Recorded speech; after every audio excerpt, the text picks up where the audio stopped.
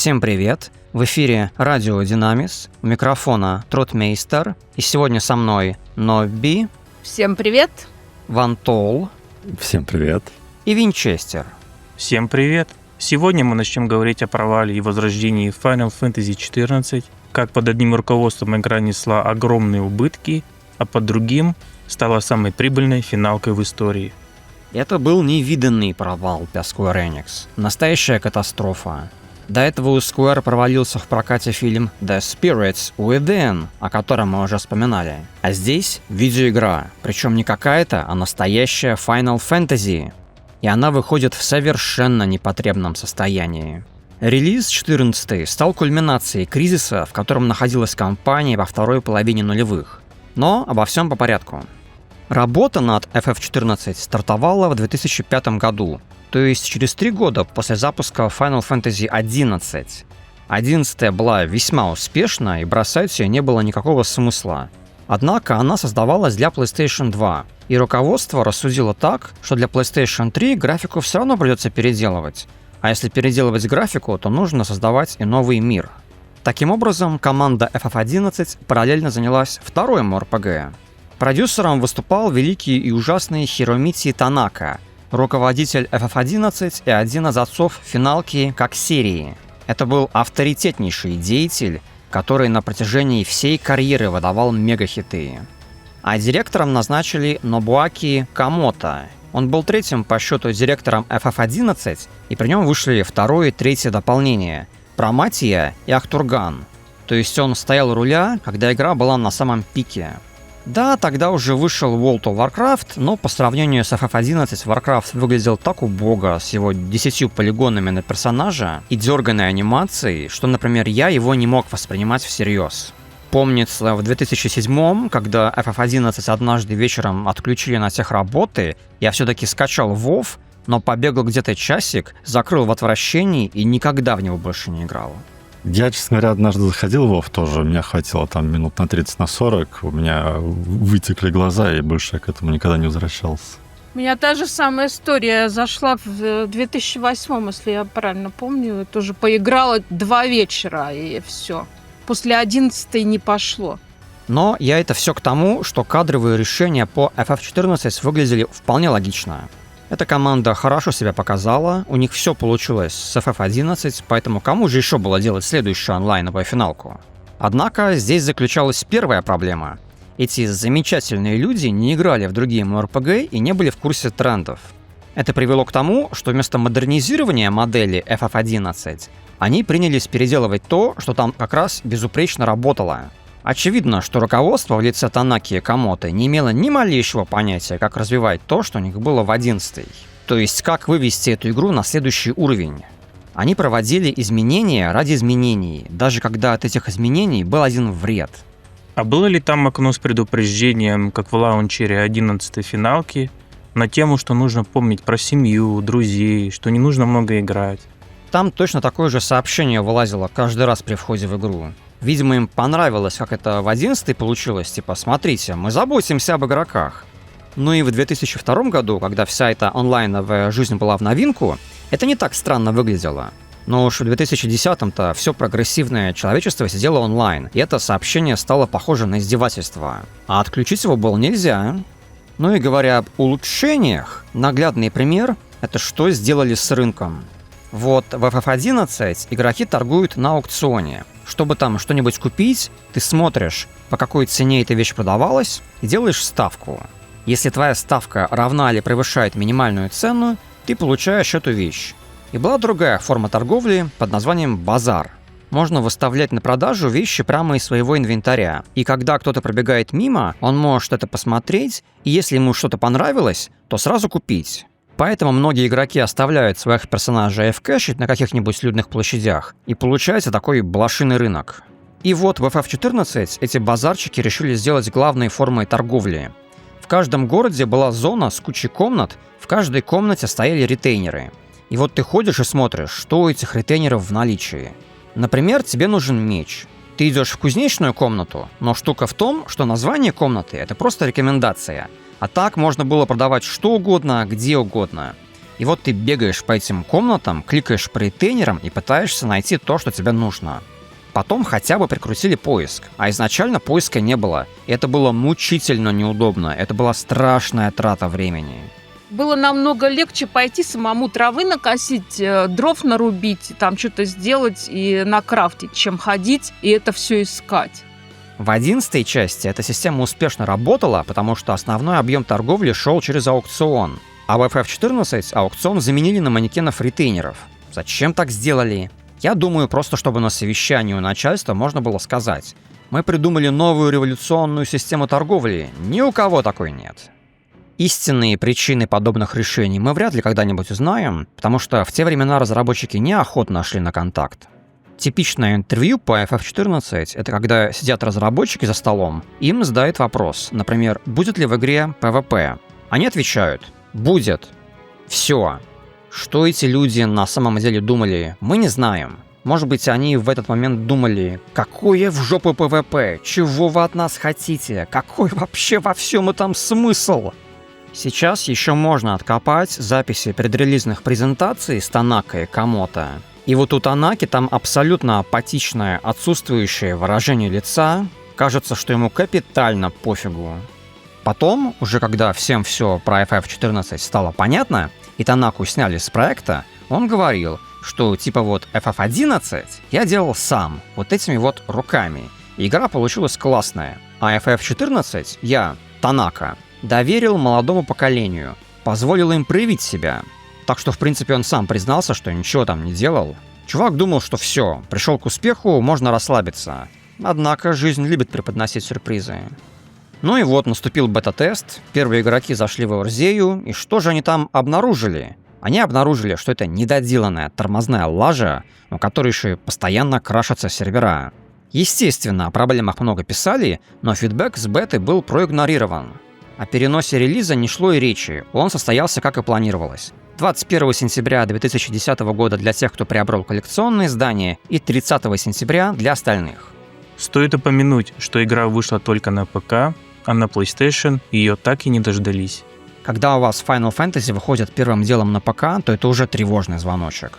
Учитывая, как ужасно FF14 была оптимизирована, ведь даже на самых мощных компах она умудрялась подтормаживать. Я думаю, что на PlayStation 3 в том виде ее в принципе невозможно было запустить. У меня только один вопрос. Для коллекционного издания вышло на 9 дней раньше. Почему же эти люди не рассказали за 9 дней другим, что не надо это играть, не надо? Да тогда даже трудно было сразу поверить, насколько на самом деле это была плохая игра. Обычно про игру можно сказать: вот это, конечно, плохо, но зато вот это хорошо сделали. В FF14 было плохо все. Они даже интерфейс умудрились загубить. Любое окно, любое меню открывалось с задержкой, потому что игра каждый раз обращалась к серверу и спрашивала: а можно мне это меню открыть? Сервер отвечает: да, можно. И только тогда меню открывается. А сервера находились в Японии, поэтому об этой задержке разработчики, может быть, и не знали. Хотя вроде бы даже японцев подлагивало. Ну и просто все было нелогично и контринтуитивно. Например, как нажать на эфирит, кристалл для телепортации. Просто подойти и нажать? Нифига. Нужно открыть основное меню, там выбрать пункт интеракции и в этом подменю выбрать эфирит, ну или другой объект в зоне досягаемости. А просто нажать на него нельзя. И даже сами разработчики быстро поняли, что они облажались, потому что на официальном сайте вывесили подробную инструкцию, как нажать на эфирит. То есть они видели, что есть проблема, что эта система не работает, но менять ее они не торопились. И, кстати, телепортация была сделана издевательски. Телепортация расходовала отдельный ресурс – аниму. У нового персонажа было 100 анимы, и она очень медленно регенерировалась. Всю свою аниму можно было потратить за пару дней. И все, больше ты не можешь никуда летать, только если вместе с группой за чужой счет.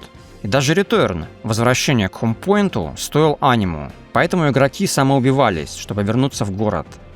О, это я помню, когда люди у друг друга просили: ну отвези меня туда-то, не повезу я тебя, у меня у самого мало осталось. Если ретурн стоил тоже аниму, то зачем было убиваться? Или там меньше анимы стоило?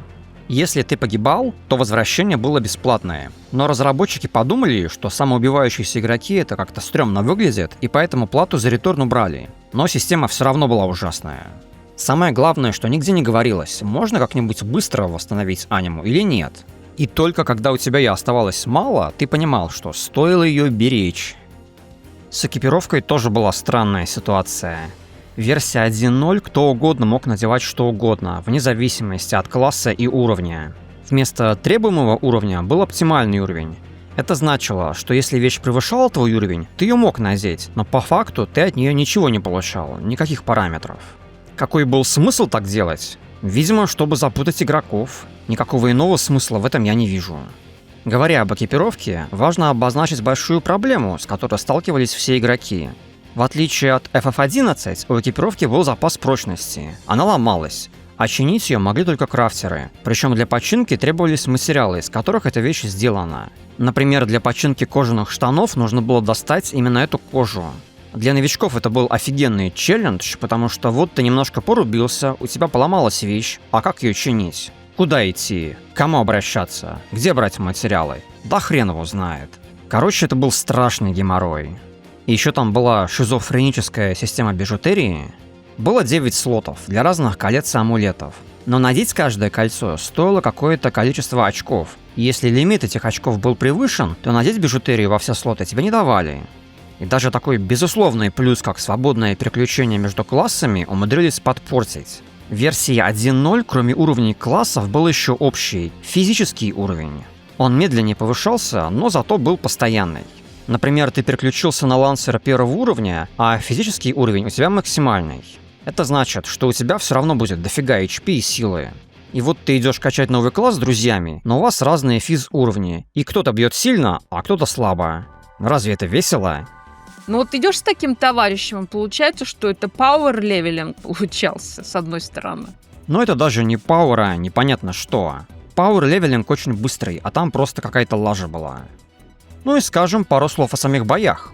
Они проходили по той же схеме, что и в FF11, где копишь ТП, сдаешь weapon skill и копишь ТП дальше. Однако эти гении решили убрать автоатаку. То есть вместо того, чтобы чатиться в линкшеле, ты долбишь по одной и той же кнопке для базовой атаки. Но чтобы не долбить по этой кнопке прямо безостановочно, добавили полоску стамины, которая расходовалась при каждом ударе. Это что-то в духе АТБ из старых финалок, но на практике это было неинтересно и бесполезно.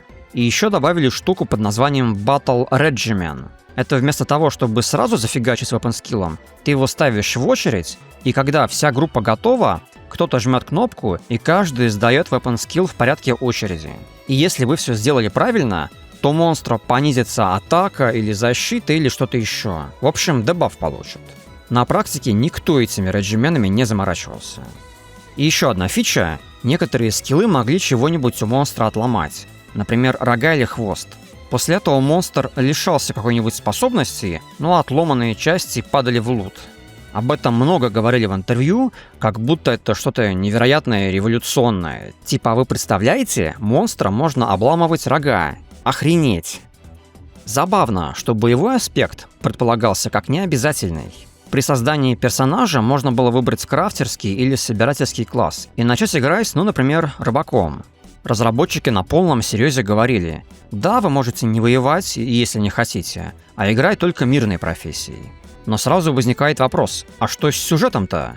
Как простой рыбак будет спасать мир от имперских легионов или от какого-нибудь темного бога, который рано или поздно обязательно появится?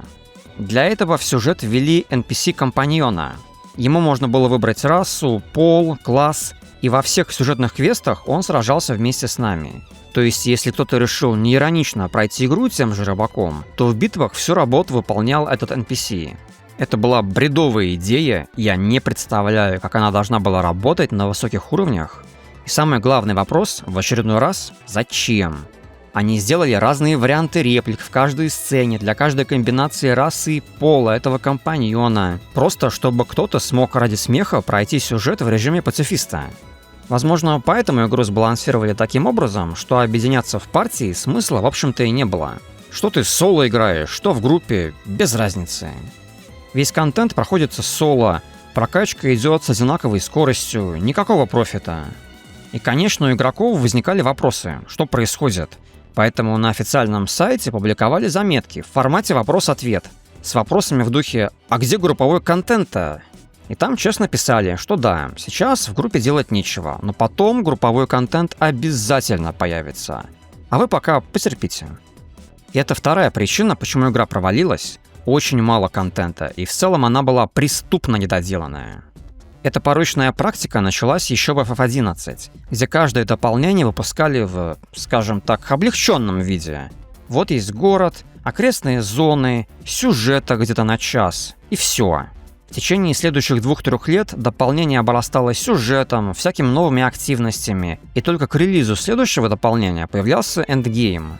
И, судя по всему, FF14 планировали обновлять по той же схеме. Контента в игре было неприлично мало. Там, кажется, весь контент был это лив-квесты, которые выдавали по 6 штук в день. Да, по первоначальному замыслу все было завязано на лив-квестах. И прокачка, и крафтинг, и эндгейм. Но очевидно, что это была бесперспективная затея, потому что лив-квесты быстро заканчиваются, и что ты будешь делать потом? А произошла эта система, видимо, из опасений Танаки, что вот задроты все пройдут и нафармят за месяц, и побегут на форумы писать, что в этой игре нечего делать. Очень наглядный пример с Ифритом, ведь его даже показывали в рекламных роликах, как он красиво возникает из пламени. А на релизе битвы с Ифритом не было, он появлялся только в одной сцене. Вообще никаких триалов не было, данжей не было, маунтов не было, приходилось везде бегать пешком. Как можно выпустить Final Fantasy, где нельзя ездить на Чокобо? Мосткос обязательно сказал бы, что это непростительно. А еще там нельзя было прыгать. Ну, на самом деле, игру можно задизайнить так, что прыжки не понадобятся. Или сделать автопрыжки в определенных местах. В принципе, я понимаю, почему они хотели обойтись без прыжков, потому что когда ты стоишь в городе и какой-нибудь кретин полчаса прыгает вокруг Эфирита, это выглядит не очень. Короче, уж что-что, а прыжки там не были проблемой. А что делали муглы в игре? Была ли почта, квесты у них? Пили ли они вино так же, где жили? Муглы появлялись только в сюжете Гридании. Почты в игре, кстати, тоже не было. Ну а почему же так вышло? Кроме того, что геймдизайнеры явно не понимали, как сделать онлайн в РПГ, которое бы чем-то отличалось от FF11 в лучшую сторону. Вдобавок, игру подкосил технологический аспект. В те годы игровая индустрия переходила в эру HD, и японским студиям этот переход давался очень тяжело. Руководство Square Enix считало, что залог успеха Final Fantasy — это в первую очередь офигенная графика. И обеспечить такую графику в новых играх должен был движок под названием Crystal Tools. Однако работа над движком шла со скрипом, и все дедлайны были провалены. То есть игры, где он должен был использоваться, уже находились в активной разработке. Именно по этой причине, например, Final Fantasy Versus 13 откладывали так долго, что она в итоге превратилась в Final Fantasy 15. Просто потому, что на игру не хватало программистов, их всех перекинули на Crystal Tools. И чем это обернулось для FF14? Во-первых, движок в принципе не был приспособлен для онлайновых игр, он отображал только 40 персонажей одновременно. А сейчас сколько максимальная? В боях, кажется, дамаг проходит только по первым 40. Сейчас, конечно, намного больше, но все равно недостаточно. Вот ты приходишь на тусу, где человек 500, и ты видишь только людей вокруг себя в радиусе пары метров, потому что лимит на отображение персонажей исчерпан. Ну а во-вторых, разработчики не успели наделать достаточно ассетов. Раньше на форумах часто писали, что версия 1.0 была красивее. Это заблуждение. Такое впечатление могло сложиться, потому что каждая сцена была тщательно срежиссирована, с моушен кэпчером и сложными ракурсами камеры. Там не было такого, что ты подошел к NPC, он тебе кивнул, ты ему кивнул в ответ, и вы разошлись. Каждая сцена была настоящим представлением. Но где происходили эти сцены? В одних и тех же скудно оформленных помещениях. И все NPC, включая самых важных, выглядели точно так же, как обычные игроки. У них не было ни уникальных лиц, ни уникальной одежды. Даже адепты Седьмой Зари абсолютно ничем не выделялись. И если, например, Ештоли неброская одежда продавала определенный шарм, потому что героини в JRPG никогда так не выглядели, то вот Танкред в зеленых штанах и кожаных сандалиях выглядел нелепо. А ведь он был у адептов мастером шпионажа и обольщения, эдакий Джеймс Бонд. И там еще наблюдались проблемы с освещением. Когда на персонажа падал луч света, он загорался как свечка. А тени даже на максимальной графике почему-то были с лесенками, как будто их покромсали. Какие расы были в 1.0? Тот же набор, что и в 11-й финалке? Было 5 рас. Люди, эльфы, ругадины, лалафели и кошка-девочки. Кошка-мальчиков не было, что лично я считаю плюсом, а не минусом, потому что мне категорически не нравится, как их сделали. Их лица, позы, пальцы зачем-то скривленные. В общем, ужасно. А Рогадины были только мужики. Это все были полные аналоги рас из FF11. Их специально сделали похожими, чтобы люди могли воссоздать своих персонажей в новой игре. Ну, то есть получается, что делали ставку именно на игроков 11, чтобы они в 14-ю пришли. То есть такой большой переезд. Ну, это предполагалось, я думаю, да. Я, собственно говоря, жду следующих какой-нибудь там 20-25 онлайновой финалки. Я думаю, что там те же расы будут. Мы все так же. Ну а когда я сказал, что не успели наделать ассеты, это касалось и самого мира. Зоны штамповали методом копипаста. Брали кусок и множили его по карте. Из-за этого было невозможно сориентироваться на местности, потому что разные сегменты выглядели одинаково. И вот это уже ни в какие ворота. Зоны и сами-то по себе не поражали красотой, так их еще и в наглую копипастили, чтобы раздуть размер. Но это не все. Чтобы не отставать от всяких варкрафтов, разработчики захотели сделать мир бесшовным. И что же у них получилось? Между зонами были переходы в виде каких-нибудь тоннелей, где ничего не происходило. Тупо идешь вперед, пока следующая зона грузится. Например, при выходе из Лимсы нужно было пробежать по длиннющему мосту. И вот опять, какой в этом смысл? Это же сплошная профанация. Ну и это все обернулось тем, что после релиза количество игроков стало падать так быстро, что первый бесплатный месяц продлили еще на месяц, а потом еще на месяц. Потому что в Square Enix прикинули, что если они ведут платную подписку, то в игре вообще никого не останется. И на официальном сайте опубликовали послание от разработчиков, где они просили прощения и обещали все исправить.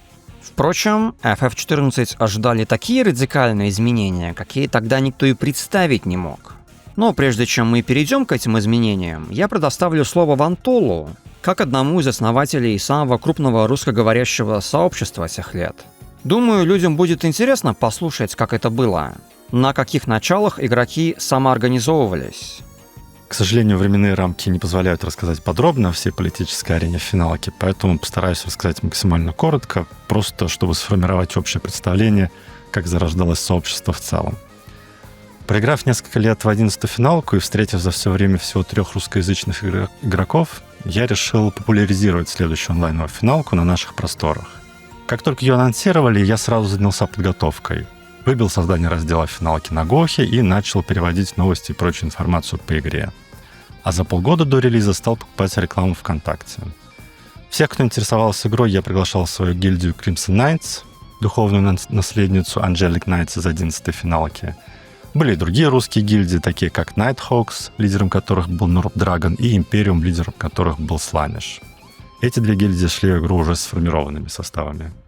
Когда на сайте игры опубликовали список серверов, я наобум выбрал сервер Lindblum и опубликовал заранее подготовленные посты везде, где только мог, что это ру-сервер.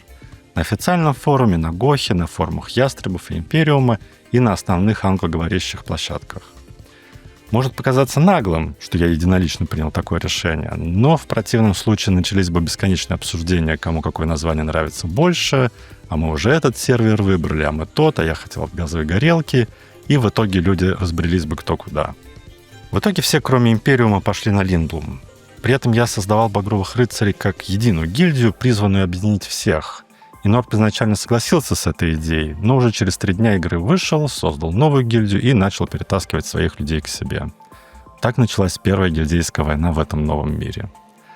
Продлилась она не больше 1 или 2 месяцев, потому что, как уже было сказано, игра вышла в крайне плачевном состоянии, и люди стали ее массово покидать.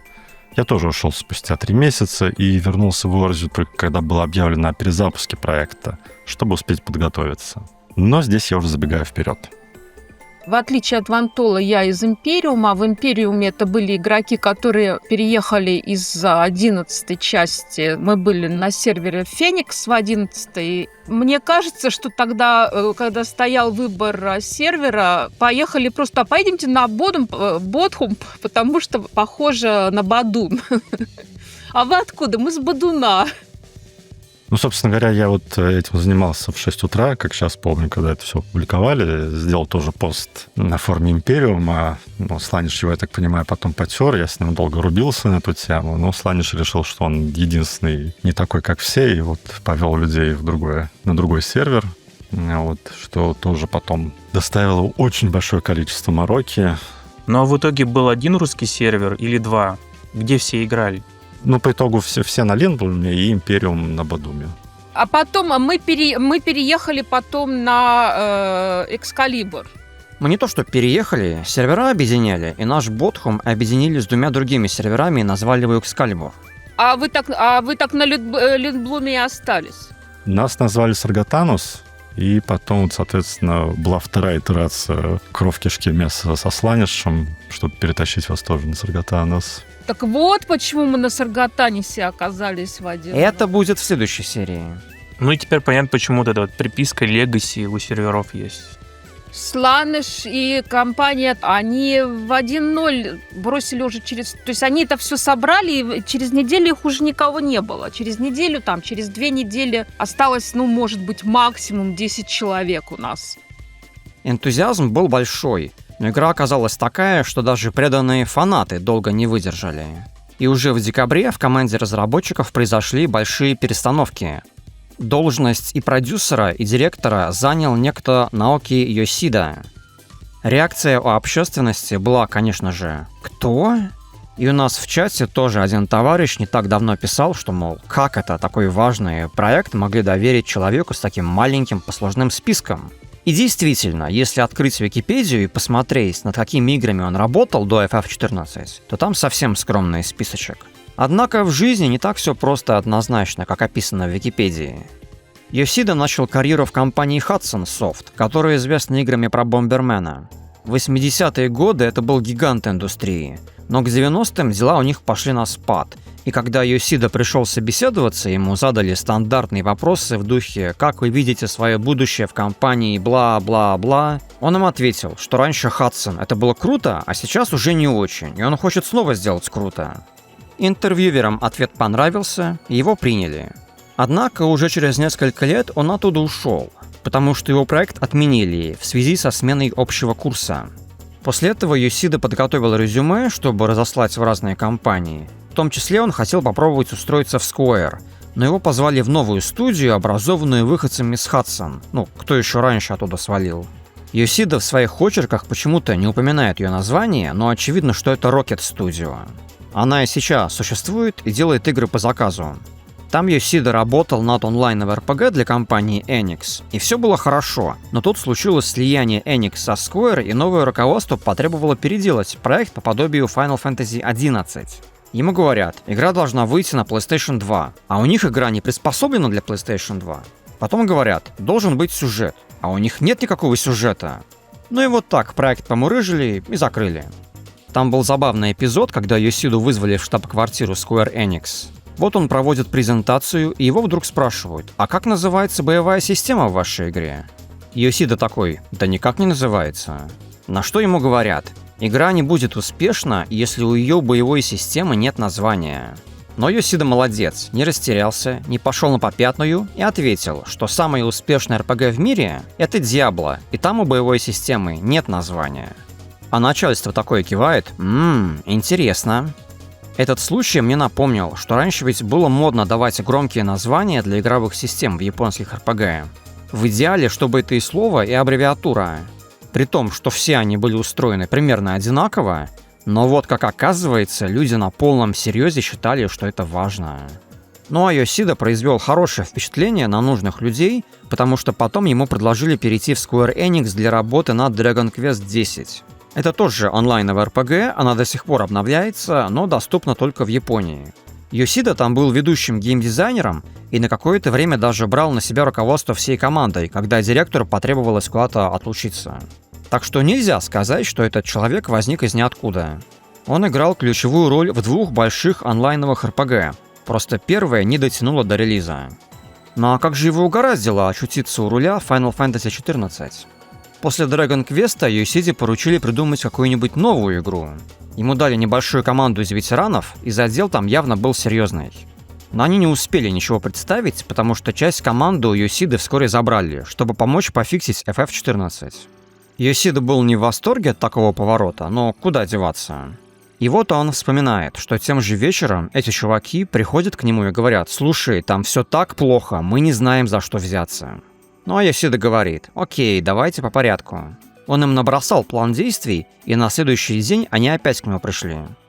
Эти посиделки у них длились неделю, после чего Йосида решил, что хватит. Надо идти к президенту и сказать ему, что FF14 все очень плохо, необходимы решительные меры.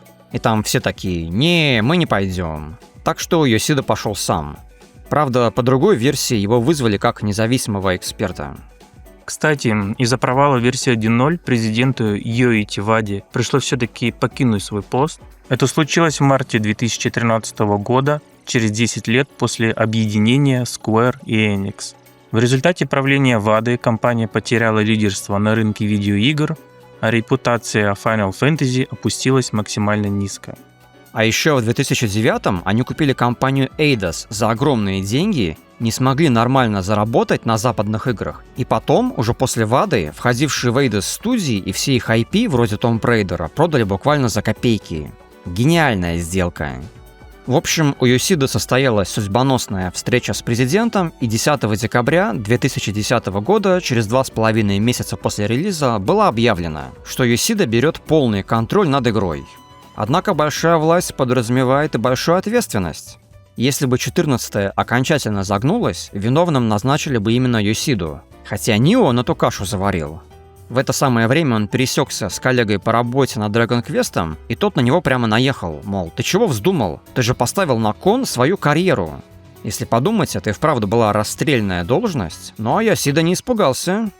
Вот всю команду собрали в их Open Space, он выступил с речью о новом курсе, о том, что игру надо капитально переделывать, что им предстоит долгий, тяжелый путь. Когда он закончил говорить, повисло гробовое молчание, люди смотрели на него со страхом и непониманием, типа, чего это за хрен сюда приперся, чего ему от нас надо? И тут какой-то чувак из задних рядов заорал «Да!», и Йосиду это приободрило, он тогда подумал: вот этот парень мне нравится. А это оказался композитор Масайоси Сокин, тоже яркий персонаж, с тех пор они с Йосидой хорошие друзья. Скажем пару слов о музыке. Легендарный Нобуо Уэмацу написал целый саундтрек для первой версии Final Fantasy XIV, а Сокин какое-то время был его учеником. И после перестановок в команде стал главным композитором игры. Уэмацу написал прекрасный саундтрек, там классные боевые темы в стиле прогрока. Хотя не все идеально подошло. Например, в Лимсе безостановочно играл такой возвышенный марш. Его лучше было для сценок оставить, потому что целый день это слушать тяжело. А в Ульде и Гридании очень душевные мелодии играли. Ну и вот прошло собрание, а затем почти всю команду отправили в отпуск. Тогда уже и Новый год был на носу, ну и какой смысл чего-то делать без четкого плана? Остались только менеджеры, чтобы задокументировать все, что требовалось исправить. У них набралось свыше 10 тысяч пунктов, и когда Йосида этот список изучил, ему стало так плохо, что он слег с 40-градусной температурой.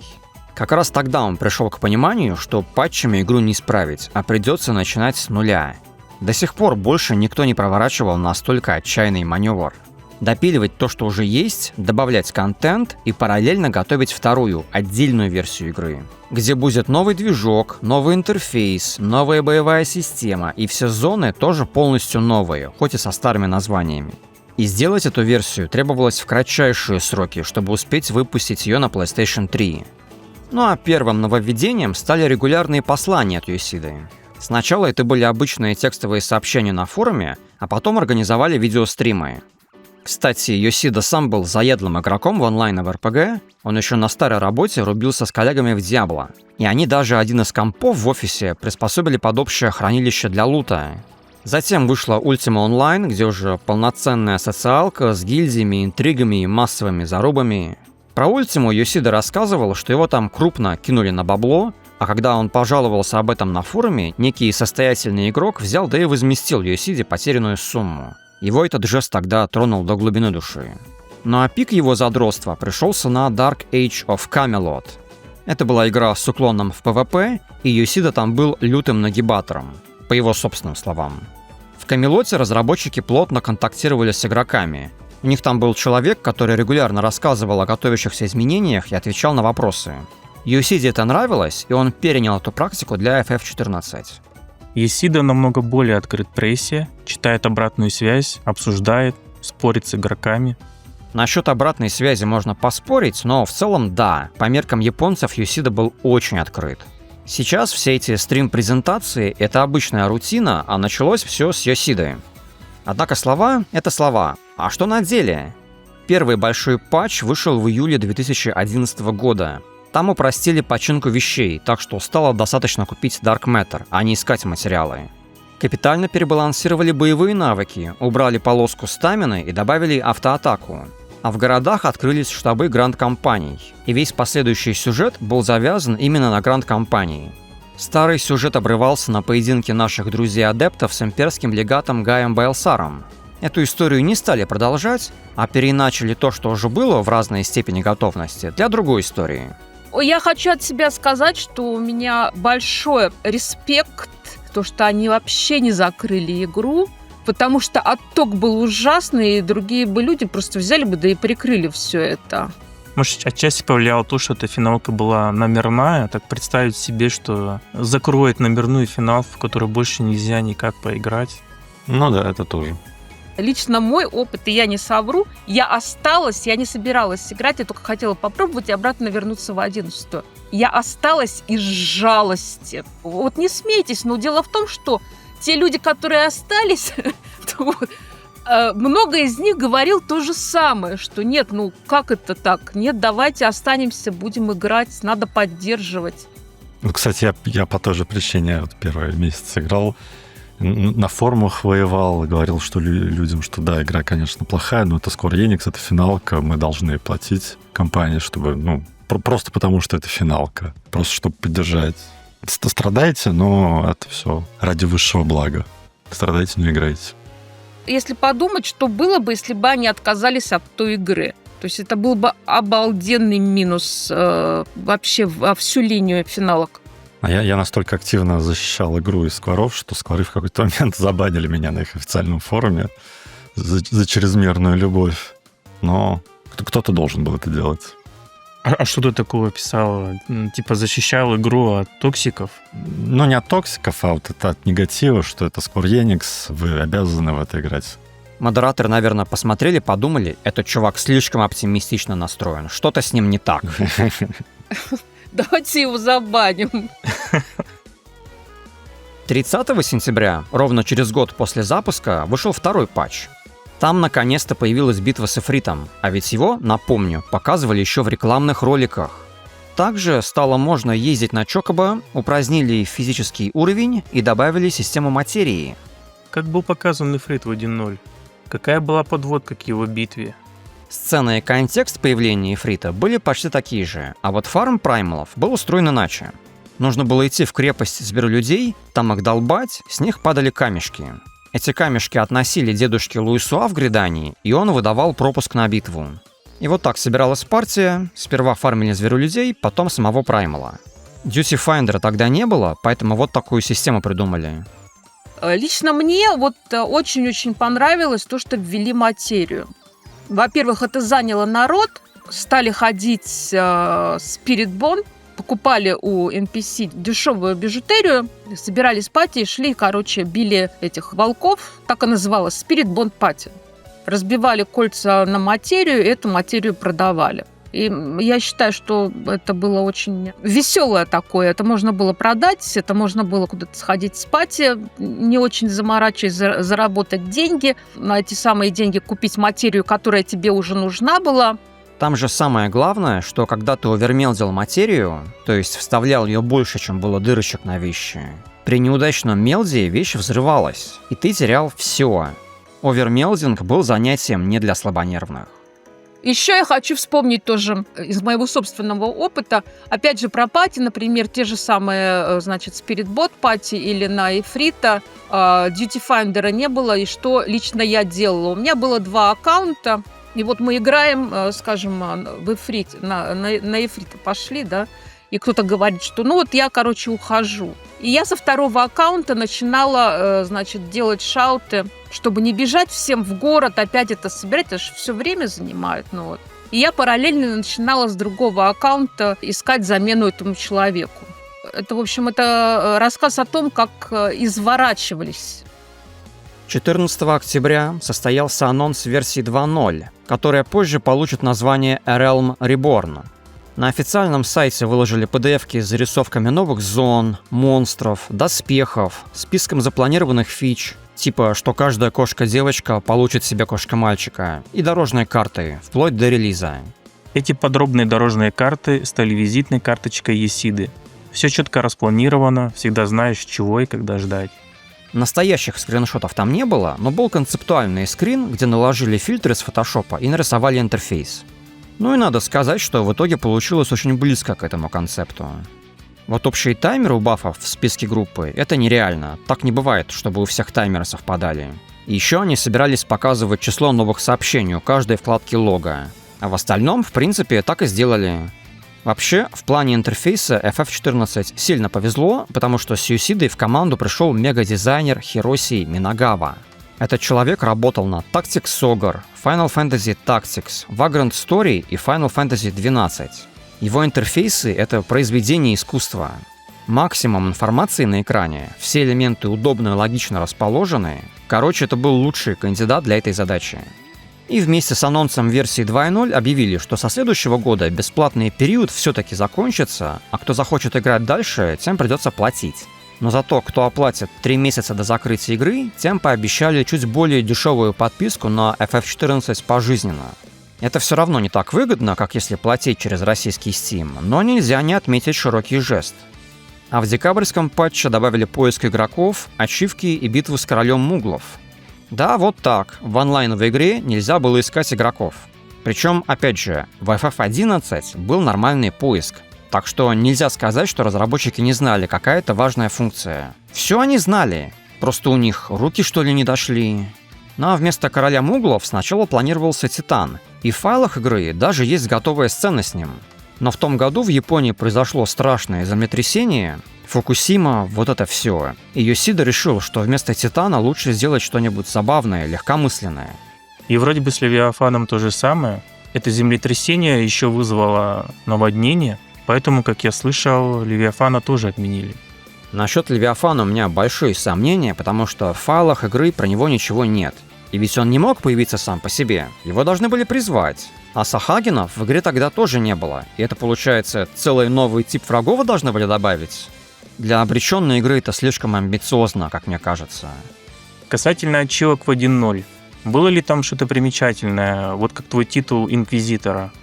Ачивки были такие же, как сейчас. Прокачай все классы, выполни 1000 лев-квестов. Но действительно, некоторые титулы очень крутые. Причем мой титул не так сложно было получить, это не какой-то мега-хардкор. Хотя если бы я знал, что до сих пор буду играть, то, конечно, уделил бы больше времени зарабатыванию ачивок тогда. Игрокам Legacy нужно ввести нимбы, чтобы их было издалека видно. Например, дали этого маунта, да? Габу. А потом ввели похожего, и народ тупо не видит разницы. У него веночек там на голове, да, а у этого там сорняки какие-то из головы растут. И вообще давно предлагаю дать Legacy игрокам перманентный баф эхо на весь контент. Там еще был Legacy Чакоба, я помню, маунт. Ну да, если ты присмотришься, то заметишь, что это какой-то необычный Чокоба, ну а издалека он выглядит как самый обычный.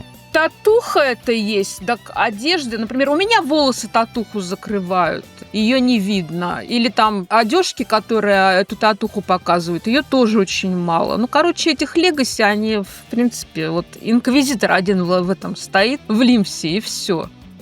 В марте 2012 года в игру добавили джобы.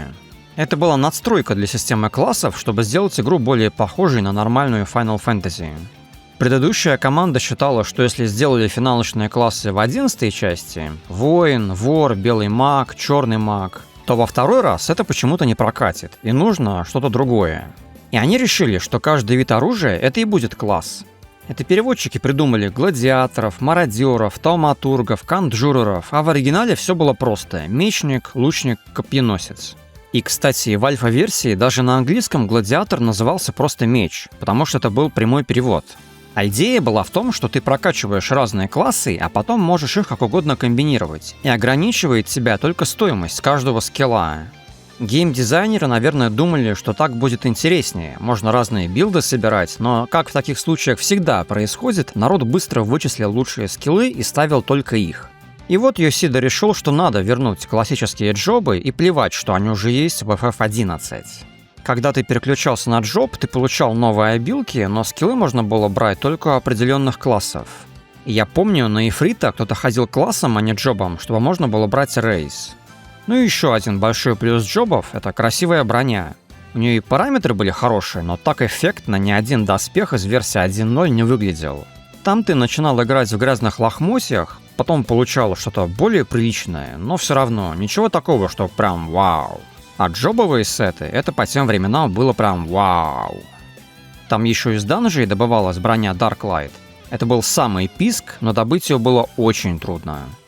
Помимо джобов, в этом патче появились комнаты в гостиницах, а чтобы их открыть, нужно было выполнить коротенькие квесты, где состоялся дебют инспектора Хильдебранда и его ассистентки Нашу. Апрельский патч добавил триал с Гарудой, а также новый боевой режим — Hamlet Defense. В определенное время 3 деревни подвергались атаке зверолюдей. Тогда деревня превращалась в поле боя, туда набегали волны врагов, а в конце появлялся босс. Выглядело это довольно странно. Там надо было копать и крафтить, но у меня тогда не было ни крафтера, ни копателя, поэтому я стоял на отведенной мне точке и лечил солдат NPC, которые в свою очередь отстреливали врагов. То есть там было всего 3 роли. Белые маги подлечивают NPC, копатели подтаскивают материалы крафтерам, ну а крафтеры крафтят. Все. За победу давали много аниме для телепортов, это тогда был единственный способ быстро ее восстановить. В июне вышел квест на реликтовое оружие. Это был чудовищный гринд. Надо было зафармить все, что есть в игре, по много раз, а потом еще пройти усложненные версии Ифрита и Гаруды, а с японским пингом это была непростая задача. У нас на сервере в ульде целыми днями стояли чуваки с реликами в Дарклайте, типа «вот, смотрите, завидуйте». Ну а в июле наступила кульминация. Поединок с легатом Найлем Ван Дарном. Очень красивый бой с прекрасной режиссурой в сценах как до, так и после. Казалось бы, игре оставалось всего ничего, могли бы и не заморачиваться, но нет, сделали по высшему разряду. Еще добавили боевой режим Скирмиш, где нужно было бегать по острову и бить крутых монстров, вроде Химеры. А для тех, кому этого было мало, кто хотел настоящего челленджа, в августе выкатили усложненную версию боя с Найлем. Мы туда зашли ровно 1 раз, Найл что-то сделал, и все умерли. Я даже не понял, что случилось. Еще в этом патче добавили финальный квест. Нужно было пробежаться по всем зонам и помолиться камням 12 богов. За выполнение этого квеста давали светящийся рог. В это же время над эфиритами в лагерях стали появляться атомосы и призывать демонов. И демоны стали ходить по городам, и можно было там же с ними сражаться. Да, потом еще гемы стали спавнить монстров в городах, но это было после финального сохранения персонажей 1 ноября, так что это не каноничный ивент, а чисто чтобы развлечь игроков. А луна в небе висела уже очень низко, так что атмосфера стояла мрачная, веяла апокалипсисом. Была ли у Луны какая-то предыстория? Про Луну много говорили в новых квестах, но что это значило, никто не знал. Может, она просто должна была врезаться в землю и всех убить. Ну и закончилось все 11 ноября в полдень по Москве. Тогда должна была состояться битва с имперцами в Мордоне, но мы никаких имперцев там не видели. От такого набега игроков все жутко лагало, сервера крашились. А когда игру выключили, в лаунчере появилась ссылка на ролик под названием «Конец эры», где нам показали, что в Красной Луне все это время находился дракон Бахамут. И вот он-то дал всем прикурить.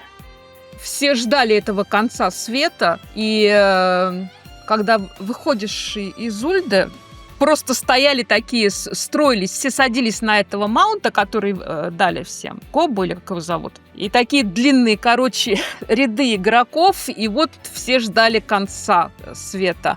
Ну и, конечно, были очень большие ожидания, то, что вот имперцы придут, мы там их с ними биться будем. А когда это все случилось, естественно, вообще там никто ничего не понял, потому что, как ты уже сказал, что игроков было слишком много, ничего не загружалось, ничего не... Ну, в общем, были обалденные ожидания, и ничего не было.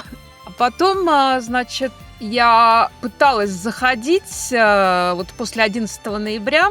Это вот эта вот музыка, этот Answers, по городу катаются эти перекати поле, это было... Меня просто... Я не смогла, это было ужасно. Просто душа разрывалась. И я зашла, может, пару раз так, и все на этом. Вантол, а у тебя какие были впечатления от финала игры? Да, насчет имперцев не знаю. Было просто ожидание конца, и я считаю, что они прям превосходно все это обыграли. Вот это постоянно приближающаяся луна, которая должна упасть, и наступит конец света. И потом этот ролик, который сразу после назначенного времени выпустили, я смотрел его, прям рыдал. Это прям очень хорошо было сделано, очень хорошо. Душа разрывалась в клочья, это правда. Так что, несмотря на технические накладки, можно сказать, что финал удался. Но, как Ноби уже упомянула, потом сервера включили обратно, на случай, если кто-то еще хотел там побегать. Хотя тогда уже данные не переносились. И 31 декабря 2012 года игру закрыли насовсем. Конечно, порой возникают призывы вернуть старую FF14 в виде, если не отдельного сервера, то хотя бы каких-нибудь побочных квестов. Однако, если подумать, смысла в этом нет. Почти весь контент оттуда в том или ином виде перекочевал в Realm Reborn. Например, поединок с Найлем на летающем острове стал рейдом, только теперь остров — это голограмма. А кроме боев там остаются копипащенные зоны и неудобный интерфейс. Единственное, что для меня там представляет интерес, это сюжет версии именно 1.0, то есть до прихода Йосиды. На релизе у сюжета был другой, как это говорят, вайб. Нам сразу показывали, что это очень жестокий мир, где за каждым углом поджидает опасность, где простые граждане живут бедно, а правящие элиты устраивают всякие многоходовочки и тем самым приносят еще больше бед. Но эта история недалеко ушла, и мы просто не знаем, к чему все должно было прийти, кто должен был стать финальным боссом.